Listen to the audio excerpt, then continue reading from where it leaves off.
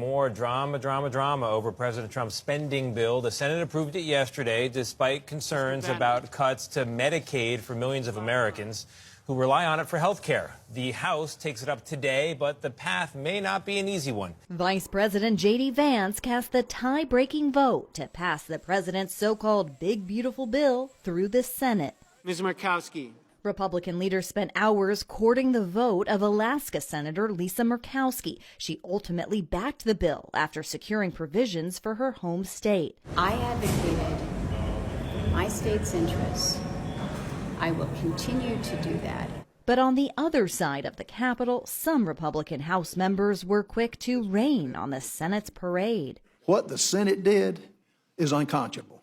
What they did to our bill was unconscionable. I'll vote against it here, and I'll vote against it on the floor until we get it right. House Speaker Mike Johnson acknowledged the tough road ahead after the Senate's changes, including steeper cuts to Medicaid. I encouraged them to amend it as lightly as possible. They went a little further than many of us would have preferred. In a social media post, President Trump had a message for House Republicans: stay united, have fun, and vote yay. The bill would extend $4.5 trillion in tax cuts while adding new tax relief on tips and overtime pay. But it also cuts roughly $1 trillion from health care programs like Medicaid, which 63% of nursing home patients rely on. So if there are changes or cuts to Medicaid, are you concerned about your ability to operate? I would be.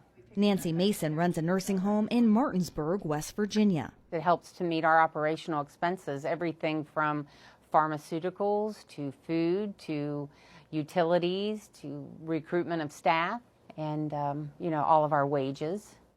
Democrats are united against this bill, arguing that it favors the wealthy. And there's new analysis from the Wharton School at Penn that finds this will cost the lowest income Americans about $970 each year by the year 2030. It also finds that the top 10% of income earners stand to benefit the most. Now, the White House argues that the tax cuts in this bill will benefit all Americans.